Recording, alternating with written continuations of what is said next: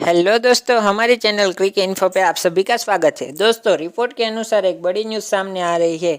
जी हां दोस्तों, ICC chairman बनते ही जय शाह ने अपना काम चालू कर दिया है। जय शाह ने दिया पाकिस्तान क्रिकेट को बड़ा झटका दोस्तों, क्योंकि चैंपियन ट्रॉफी अब पाकिस्तान में नहीं बल्कि भारत में होगी।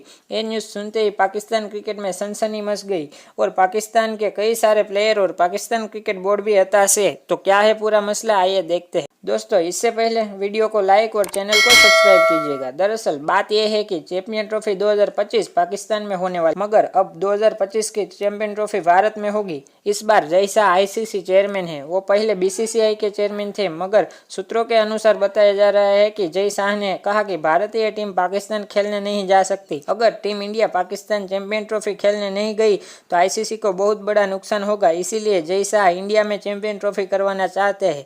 तो दोस्तों, आपको क्या लगता है, चैंपियन ट्रॉफी 2025 कहाँ होगी, इंडिया में या पाकिस्तान में? कमेंट में बताएं।